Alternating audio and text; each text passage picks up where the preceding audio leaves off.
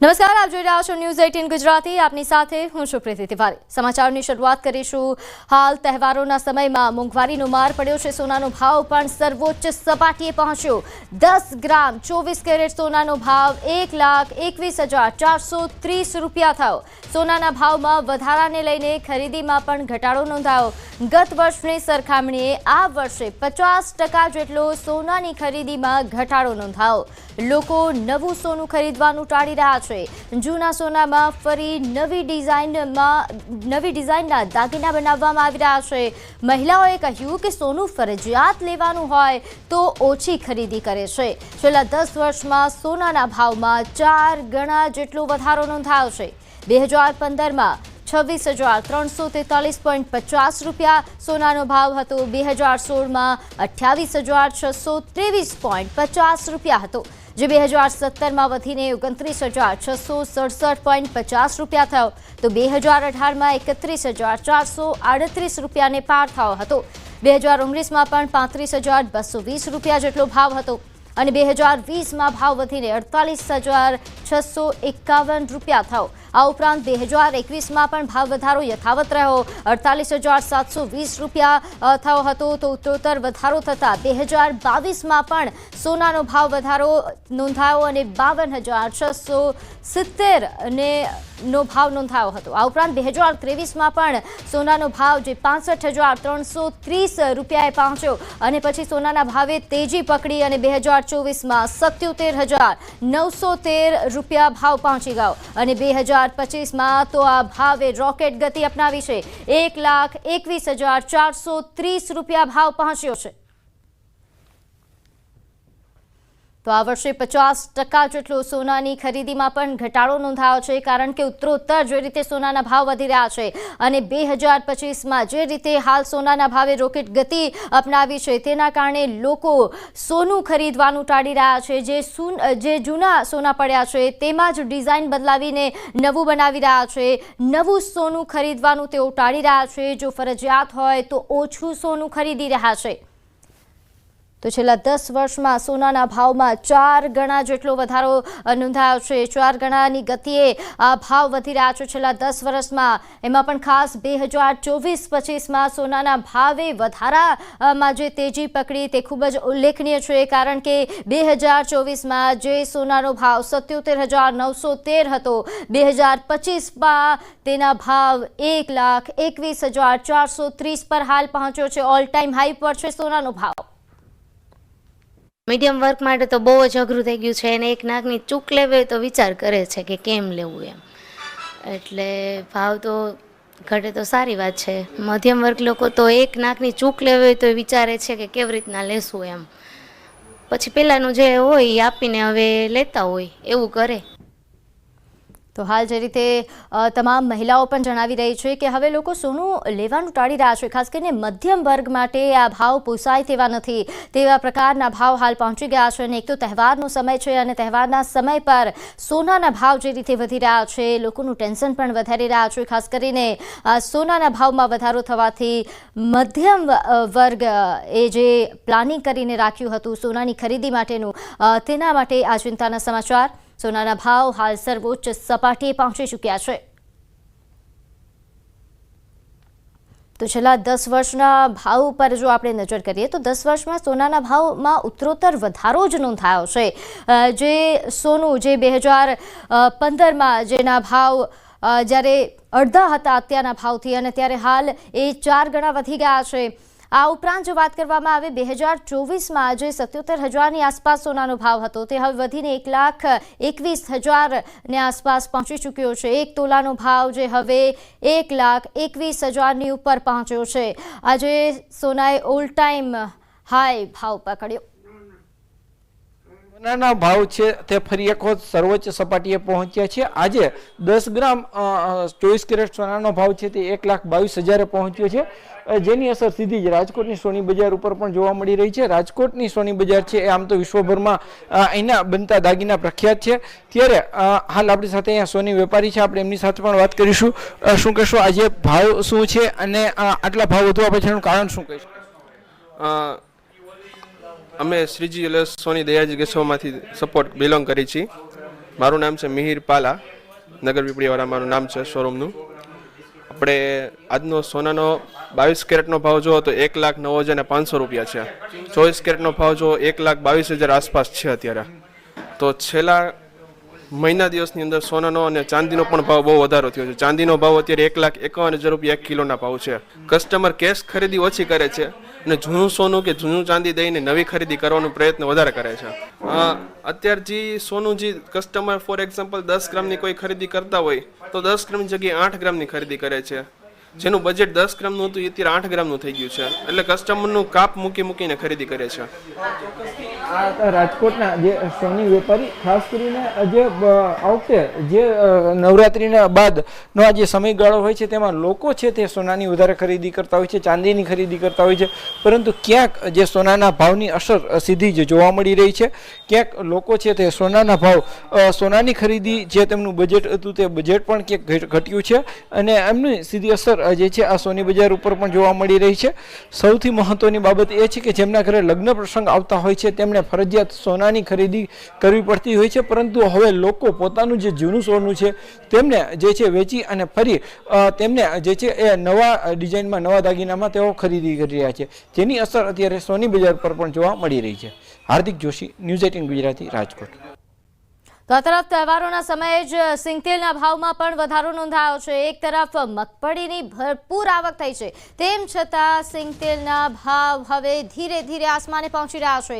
દિવાળીનો તહેવાર નજીક છે, સૌથી વધારે ખાદ્યતેલની ખરીદી થતી હોય છે તહેવારોના સમયમાં, અને ત્યારે જ સિંગતેલના ભાવમાં કે જ્યાં 40 રૂપિયાનો વધારો નોંધાયો છે. આ ઉપરાંત પણ અન્ય ખાદ્યતેલોના ભાવમાં વધારો નોંધાઈ રહ્યો છે. રાજકોટ સહિત સૌરાષ્ટ્રમાં મગફળીની મોટા પ્રમાણમાં આવક નોંધાઈ. સિંગતેલ છતાં પણ સિંગતેલના ભાવમાં 5 દિવસમાં 40 રૂપિયાનો વધારો. સિંગતેલના ડબ્બાના ભાવમાં વધારો નોંધાયો છે. સિંગતેલનો ભાવ હવે 40 રૂપિયા વધી ગયો છે. 5 દિવસ પહેલા જે સિંગતેલના ભાવ 2,250 થી 2,300 રૂપિયા હતા તે હવે વધી ચૂક્યા છે. હવે એ જ સિંગતેલના ભાવ એ 2,270 થી ઉપર બોલાઈ રહ્યા છે.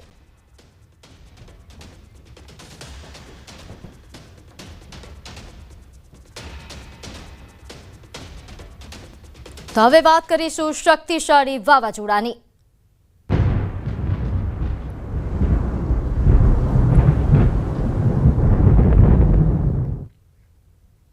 વાવાઝોડાને લઈને હવામાન વિભાગની આગાહી સામે આવી છે. શક્તિ વાવાઝોડું અરબ સાગરમાં સક્રિય. આવતીકાલ સુધીમાં વાવાઝોડું એ યુ-ટર્ન લેશે. યુ-ટર્ન લેતા જ વાવાઝોડું નબળું પડી જશે. માછીમારોને દરિયો ન ખેડવા માટે હાલ ખાસ સૂચના છે. ઓમાનથી 220 કિલોમીટર દૂર શક્તિ વાવાઝોડું જે પશ્ચિમથી દક્ષિણ પશ્ચિમ તરફ શક્તિ આગળ વધી રહ્યું છે અને તે આવતીકાલે યુ-ટર્ન લેવાનું છે. આગામી 7 દિવસ તેના કારણે હળવાથી મધ્યમ વરસાદની આગાહી. इसका जो मूवमेंट है वो वेस्ट साउथ वेस्टवर्ड डायरेक्शन में है और ये कल मॉर्निंग तक यानी 6 अक्टूबर को मॉर्निंग तक ये सेम डायरेक्शन में मतलब वेस्ट साउथ वेस्टवर्ड डायरेक्शन में ही मूव करेगा. इसके बाद ये फर्दर वीक होके रिकर होके वो ईस्टवर्ड डायरेक्शन में मूव करेगा. फिर उसके बाद ये वीक हो जाएगा. તો આગામી 7 દિવસ હળવાથી મધ્યમ વરસાદની આગાહી પણ વ્યક્ત કરવામાં આવી છે. આજથી 5 દિવસ બાદ ઉત્તર ગુજરાતમાં ભારે વરસાદ રહી શકે. આ ઉપરાંત LCS 3 ઉત્તરમાં અને DW2 દક્ષિણ ગુજરાતના દરિયા માટે સિગ્નલ જાહેર કરવામાં આવ્યું છે. કેટલાક વિસ્તારમાં ભારે વરસાદ પણ પડી શકે છે. आने वाले 7 दिनों के लिए जो गुजरात स्टेट के लिए फोरकास्ट है उसमें गुजरात स्टेट के सारे डिस्ट्रिक्ट कवर हैं आने वाले 5 दिनों के लिए, जिसमें लाइट टू मॉडरेट रेन का पूर्वानुमान है. और डे 6 और डे 7 के लिए नॉर्थ गुजरात और सौराष्ट्र रीजन के लिए लाइट टू मॉडरेट रेन का पूर्वानुमान है. और फिशरमैन वार्निंग की बात करेंगे तो आज के लिए फिशरमैन की वार्निंग है जिसमें विंड की स्पीड 45 से 55 और साथ में जो गस्टी विंड होगी वो 65 किलोमीटर के आसपास रहने का पूर्वानुमान है. હવે નજર કરીએ અન્ય સમાચારો પર. તો રાજકોટથી મહત્વના સમાચાર. અહીં ઓમનગર સર્કલ BRTSમાં ડ્રાઈવરનો વિડીયો વાયરલ થઈ રહ્યો છે. સિટી બસના ડ્રાઈવરે પેસેન્જરને ફડાકો ઝીંક્યો. કોઈ કારણોસર ડ્રાઈવરને પેસેન્જર સાથે બબાલ થઈ હતી અને તે દરમિયાન ડ્રાઈવરે પેસેન્જરને માર માર્યો તેનો વિડીયો સામે આવી રહ્યો છે. તો બીઆરટીએસના ડ્રાઈવરની દાદાગીરીનો વિડીયો વાયરલ થઈ રહ્યો છે. ડ્રાઈવરે પેસેન્જરને લાફા માર્યા હોવાની વિગત છે. રાજકોટનો આ બનાવ છે જેનો એક વિડીયો પણ સામે આવ્યો છે જેમાં ડ્રાઈવરને પેસેન્જર સાથે કોઈ કારણોસર બબાલ થઈ હતી જેના કારણે ડ્રાઈવરે ઉશ્કેરાઈને પેસેન્જરને લાફો મારી દીધો જેનો એક વિડીયો પણ સામે આવી રહ્યો છે જેના કારણે બંને પક્ષો વચ્ચે બબાલ સર્જાઈ હતી. આ મામલે વધુ વિગત સાથે આપણી સાથે સંવાદદાતા હાર્દિક જોડાઈ ગયા છે. હાર્દિક, શું છે વધુ વિગત? જી પ્રીતિ, રાજકોટ શહેરના ઓમનગર બીઆરટીએસ સ્ટેન્ડ ખાતે સમગ્ર બનાવ બન્યો હતો જેમાં ડ્રાઈવર અને જે પેસેન્જર વચ્ચે ઉગ્ર બોલાચાલી થઈ હતી ને ત્યારબાદ એકાએક જે ડ્રાઈવર દ્વારા જે છે એ પેસેન્જર ઉપર જે ફડાકો માર લેવામાં આવ્યો હતો, માર મારવામાં આવ્યો હતો ને આ બાદ જે છે ત્યાં લોકોના ટોળા પણ ભેગા થયા હતા. ત્યારબાદ જે છે કે જે પેસેન્જરો હતા તેમાં પણ જે આક્રોશ જોવા મળ્યો હતો. હાલ આજે કયા મામલે માથાકૂટ થઈ હતી તે મામલે જાણવા નથી મળ્યું, પરંતુ આ સમગ્ર મામલે રાજકોટ બીઆરટીએસ જે વિભાગ છે તેમના દ્વારા પણ ડ્રાઈવરની પૂછપરછ કરવામાં આવી રહી છે અને બની શકે કે આવતીકાલે તેમની સામે કાર્યવાહી પણ કરવામાં આવે. જી પ્રીતિ. જી, આભાર માહિતી આપવા બદલ. તો આ તરફ અમદાવાદમાં ખાનગી બસ ચાલકના સીન સપાટા સામે આવ્યા. CTM 4 રસ્તા પર જાહેરમાં ફટાકડા ફોડ્યા. રસ્તાની વચ્ચોવચ્ચ બસ ઊભી રાખીને આતિશબાજી કરી. લોકોના જીવ જોખમમાં મૂક્યા હોય તેવા પ્રકારનો વિડીયો સામે આવી રહ્યો છે. લોકોના જીવ જોખમમાં મૂકીને ફટાકડા ફોડવામાં આવ્યા. પોલીસે હાલ 2 શખ્સોની ધરપકડ કરી. તો અમદાવાદનો આ બનાવ છે એનો એક વિડીયો પણ સામે આવી રહ્યો છે જે વાયરલ થયો છે. મળતી માહિતી અનુસાર ખાનગી બસ ચાલક દ્વારા સીન સપાટા કરવામાં આવ્યા. બસની આગળના ભાગે આ લોકો ફટાકડા ફોડી રહ્યા છે. જાહેરમાં જ ફટાકડા ફોડવામાં આવ્યા જેના કારણે અહીં લોકોના જીવ જોખમાયા હતા. અમદાવાદની આ ઘટના છે. CTM 4 રસ્તા પર જાહેરમાં ફટાકડા ફોડવામાં આવ્યા. રસ્તાની વચ્ચોવચ્ચ બસ ઊભી રાખીને આતિશબાજી કરવામાં આવી. હાલ પોલીસે 2 શખ્સોની ધરપકડ કરી છે અને કાયદેસરની કાર્યવાહી હાથ ધરાઈ. તો આ બસ ચાલકો છે જે આ પ્રકારે જાહેર રસ્તા પર રસ્તાની વચ્ચે આતિશબાજી કરી રહ્યા છે, ફટાકડા ફોડી રહ્યા છે. અહીં પસાર થતા લોકોના જીવ જોખમાયા હતા. લોકોમાં ડરનો માહોલ પણ છવાયો હતો. જે બાદ પોલીસને જાણ થતાં જ પોલીસ દ્વારા તાત્કાલિક કાર્યવાહી કરવામાં આવી અને આ બંને શખ્સોની ધરપકડ થઈ. તો વડોદરામાં તલવાર સાથે રીલ બનાવવી યુવાનોને ભારે પડી. પોલીસે બંને શખ્સોને ગણતરીના કલાકોમાં જ દબોચી લીધા. પોલીસે લુખ્ખાઓ પાસે માફી પણ મંગાવી. આ ઉપરાંત તલવાર સાથે વિડીયો બનાવી વાયરલ કર્યો હતો જેને લઈને પોલીસે આ કાર્યવાહી કરી હતી. નોંધે છે કે વિડીયો વાયરલ થતા પોલીસે આરોપીઓને ઝડપ્યા હતા. તો આ દ્રશ્યો છે, 2 અલગ અલગ દ્રશ્યો કે જેમાં તલવાર સાથે ધમકી આપતો જે વિડીયો બનાવ્યો હતો એ વિડીયો વાયરલ થયા બાદ પોલીસને જાણ થઈ અને પોલીસે આ બંને યુવકોને કાયદાનો પાઠ ભણાવ્યો અને માફી મંગાવી. જેનો બીજા દ્રશ્યોમાં જોઈ શકાય છે કે બંને નિશાન ઠેકાણે આવી ગઈ અને બંને માફી માંગી. પોલીસે બંને શખ્સો સામે કાયદેસરની કાર્યવાહી પણ હાથ ધરી છે.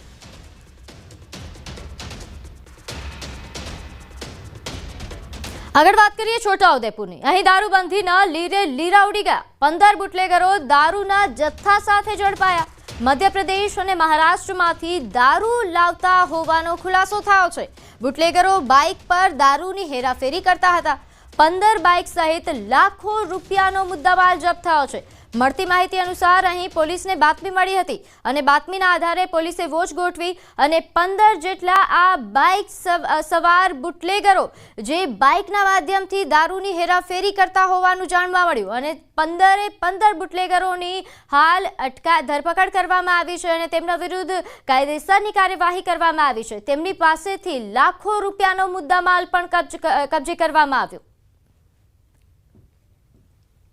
નોંધે છે કે હાલ એક તરફ રાજ્યમાં જ્યાં દારૂબંધીના મોટા દાવાઓ કરવામાં આવે છે અને બીજી તરફ દારૂબંધી હોવા છતાં અહીં દારૂની ખુલ્લેઆમ હેરાફેરી થઈ રહી છે.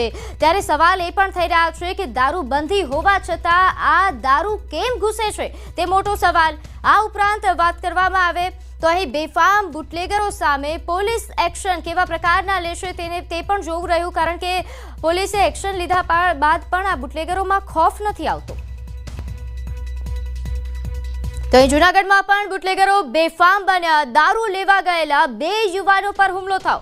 પૈસા આપ્યા બાદ દારૂ ન મળતા બબાલ થઈ હતી. સામાન્ય બોલાચાલી બાદ છરીથી હુમલો કરવામાં આવ્યો. ઇજાગ્રસ્ત યુવાનો જીવ બચાવીને ભાગ્યા. 3 શખ્સો સામે પોલીસ ફરિયાદ નોંધાઈ.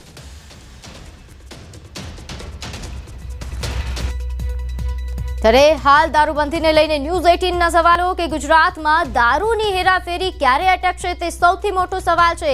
ઉપરથી બુટલેગરો બેફામ થઈ રહ્યા છે. કોની રહેમ નજર હેઠળ ગુજરાતમાં દારૂ ઘૂસે છે તે સૌથી મોટો અને મહત્વપૂર્ણ સવાલ. માત્ર ફરિયાદ નોંધીને સંતોષ કેમ માની લેવાય છે તે પણ મોટો સવાલ છે. ફરિયાદ નોંધ્યા બાદ પોલીસની કડક કાર્યવાહીના ફક્ત દાવાઓ થાય છે. ગુજરાતમાં દારૂની હેરાફેરી ક્યારે અટકશે તે સૌથી મોટો સવાલ. તો આ 2 દ્રશ્યો આપ જોઈ રહ્યા છો છોટાઉદેપુર અને જૂનાગઢના. છોટાઉદેપુરમાં કે જ્યાં દારૂની હેરાફેરી કરતા 15 જેટલા બુટલેગરો ઝડપાયા છે. તેઓ બાઇક પર દારૂની હેરાફેરી કરતા હતા.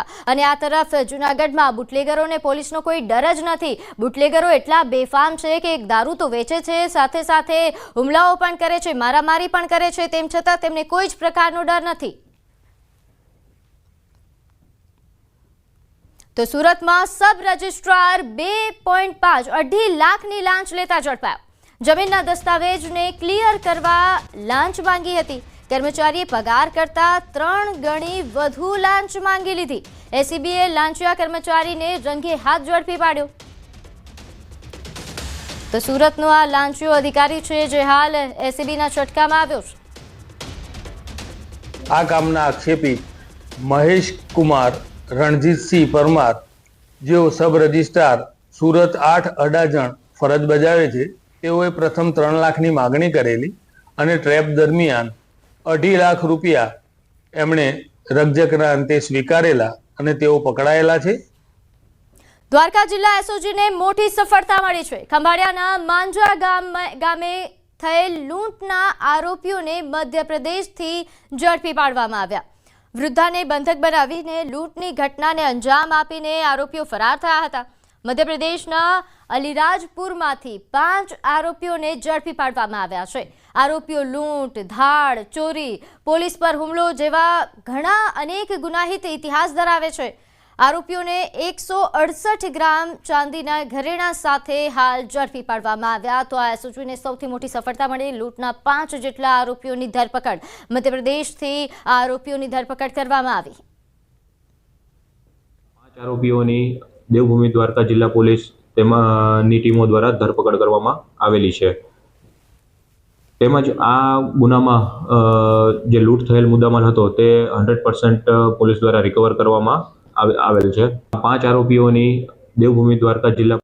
વિરામ બાદ આપનું સ્વાગત છે. આગળ વાત કરીએ બનાસકાંઠાની. અહીં કોંગ્રેસની જન આક્રોશ સભા યોજાઈ, જેમાં જગદીશ ઠાકોર દ્વારા પ્રહાર કરવામાં આવ્યા. ખેતીમાં થયેલા નુકસાનીનું વળતર મળતું નથી તેવું તેમણે કહ્યું. સાથે વળતર ન મળે તો ભાજપને ગામમાં ન પ્રવેશવા દો તેવી વાત કરી.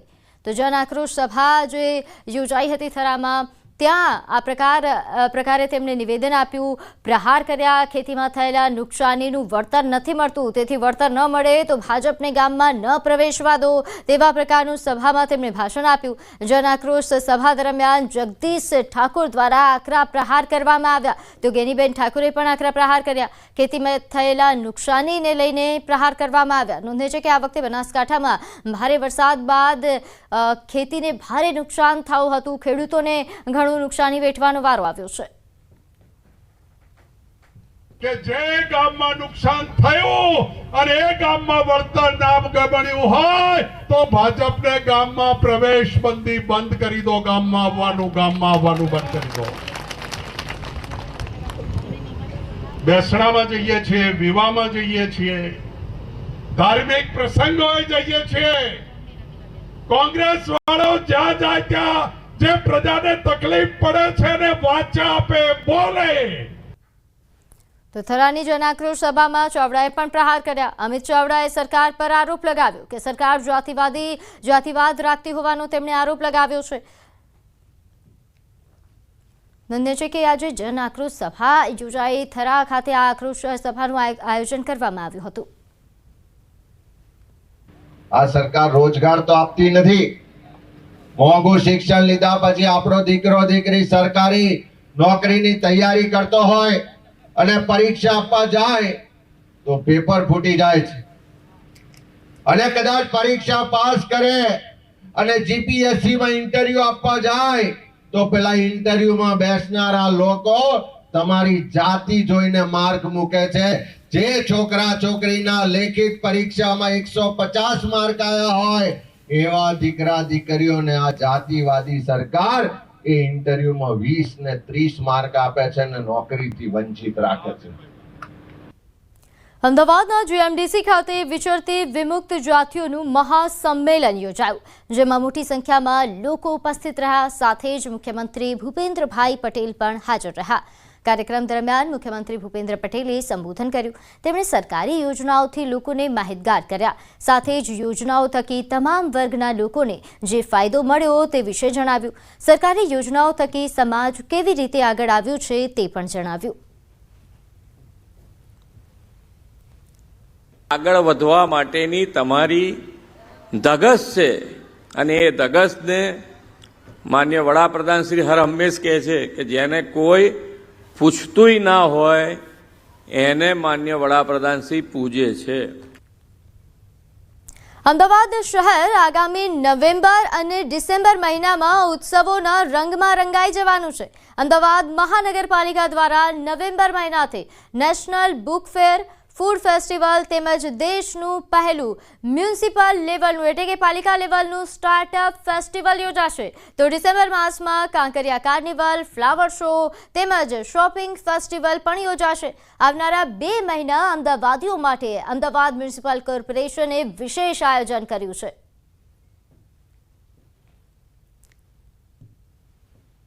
લાભ પાંચમ પછી લગભગ 10 નવેમ્બરથી 20 નવેમ્બરની વચ્ચે અમદાવાદ મહાનગરપાલિકા દ્વારા વિવિધ ફેસ્ટિવલોનું જે આયોજન દર વર્ષે કરવામાં આવે છે, એમ આ વખતે પણ આપણે વાત કરીએ કે નેશનલ બુક ફેર એટલે બુક ફેરનું આયોજન, ફૂડ ફેસ્ટિવલ કે અમદાવાદના જે નગરજનો છે એ પણ આપણે વાત કરીએ કે ફૂડના જે રસિયાઓ છે એમને એક જ જગ્યા પર અલગ અલગ વાનગીઓ મળી શકે એ માટે ફૂડ ફેસ્ટિવલ, કંપનીઓની અંદર તેને ઉપયોગી થઈ પડે એ સ્ટાર્ટઅપ ફેસ્ટિવલ પણ મહાનગરપાલિકા આપણે કરવા માટે જઈ રહી છે.